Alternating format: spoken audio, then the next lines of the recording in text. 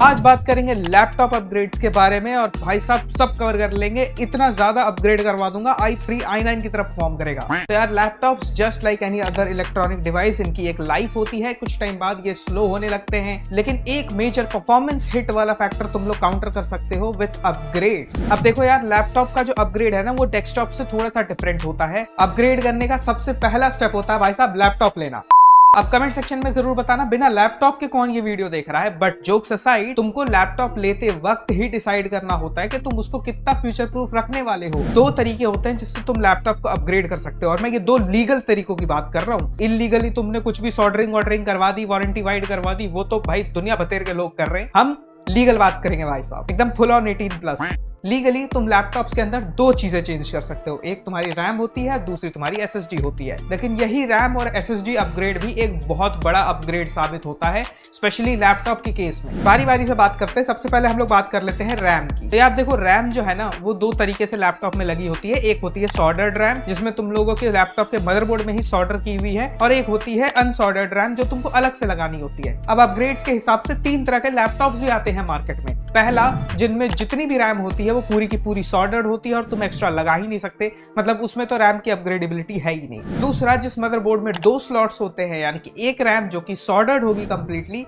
और दूसरी रैम के लिए जगह खाली होगी, वहां पे तुम लोग थर्ड पार्टी वेंडर्स से रैम खरीद के लगा सकते हो। और तीसरा, जो कि एकदम फुल ऑन फ्लेक्सिबिलिटी देता है, उनके अंदर जो रैम लगी हुई है वो भी अनसॉल्डर्ड वाली है, यानी कि रिमूवेबल है, और जो तुम्हारी दूसरी अपग्रेड स्लॉट वाली रैम है उसके अंदर तो तुम लोग लगा ही सकते हो। तो अगर तुम्हारे लैपटॉप में फॉर एग्जाम्पल 16 GB रैम है, तो पहले कैटेगरी में तुमको बिल्कुल ही अपग्रेड करने का मौका नहीं मिलेगा। दूसरी कैटेगरी में वो 16 GB को तुम छू नहीं सकते, लेकिन उसके अलावा और 16 GB लगानी है तो लगा सकते हो। और तीसरे अपग्रेड में, जो कि है फुल ऑन रिमूवेबल, उसके अंदर तुम वो लैपटॉप में ऑलरेडी इंस्टॉल्ड 16 GB की स्टिक निकाल भी सकते हो और उसके अंदर और भी भारी रैम लगा भी सकते हो। मान लो तुमको 32 GB रैम लगानी है पर स्टिक में, टोटल 64 GB रैम करनी है, तो तुम ये कर सकते हो। लेकिन इसमें इस बात का ध्यान रखना कि मदरबोर्ड के अंदर भी इतनी ज्यादा रैम का सपोर्ट होना चाहिए। अब ये तो हो गई कि तुमको देखना कैसे है कि अपग्रेड कर सकते हो या नहीं, लेकिन तुमको रैम लेते वक्त एक और चीज का ध्यान रखना है। अब अगर तुम्हारे लैपटॉप के मदरबोर्ड में एक रैम जो है वो नॉन रिमूवेबल है, लेकिन एट द सेम टाइम दूसरा रैम स्लॉट खाली है, तो इस चीज का बिल्कुल ध्यान रखना कि भाई जो फ्रीक्वेंसी पे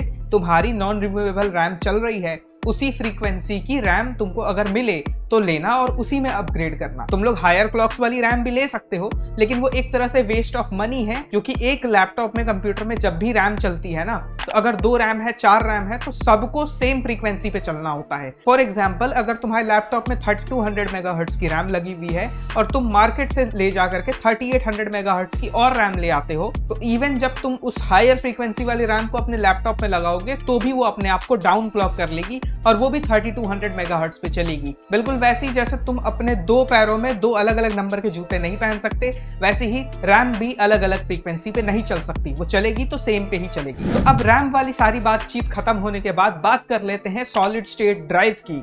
ये दूसरा फैक्टर है जो कि तुम अपने लैपटॉप में अपग्रेड करते हो। अब इसमें भी वही सेम 3 कैटेगरीज आती है जो मैंने रैम में समझाई थी। या तो तुम्हारी जो SSD है वो पूरी तरह से सॉल्डर्ड रहेगी, नॉन रिमूवेबल रहेगी, और दूसरी कैटेगरी में तुम पे नॉन रिमूवेबल भी रहेगी, लेकिन साथ ही साथ तुमको एक स्लॉट फ्री भी मिलेगा जिसके अंदर तुम दूसरी लगा सकते हो। और तीसरी कैटेगरी में जो SSD मिलती है वो फुल्ली रिमूवेबल होती है और तुम उसको निकाल करके दूसरी भी चेंज कर सकते हो। अगर तुम दो अलग अलग स्पीड की SSD एक साथ लगाओगे भी ना, तो वो दोनों अलग अलग डिटेक्ट होंगी। तुम्हारा पहला जो SSD था वो बहुत ही ज्यादा स्लो काम कर रहा था, और तुम अब एकदम ही फास्ट वाली PCIe Gen 4 वाली SSD ले आए, Gen 5 वाली ले आए, और उसकी बहुत तेज स्पीड का तुम फायदा लेना चाहते हो तो वो तुम ले सकते हो, क्योंकि यहाँ पे दोनों SSDs एक दूसरे पे इंटरडिपेंडेंट नहीं होती है। बाकी सेम जो मैंने रैम में बोला था, अगर तुमको अपनी SSD की कैपेसिटी और स्पीड्स पता करनी है कि तुम लैपटॉप में कितना ज्यादा लगा सकते हो, तो वो तुम अपने लैपटॉप के डिस्क्रिप्शन से पढ़ सकते हो। ऑफलाइन स्टोर पे हो अगर तो जा सकते हो, सर्विस सेंटर जा सकते हो।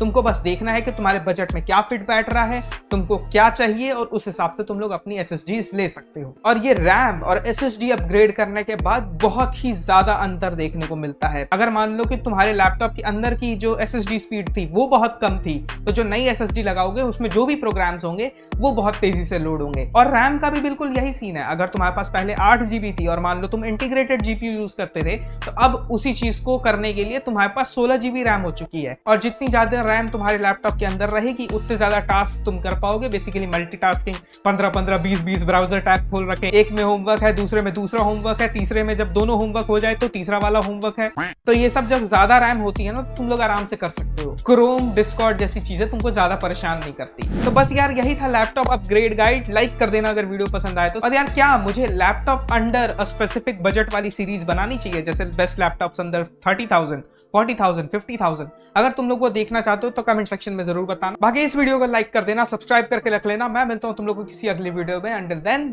Thanks for watching.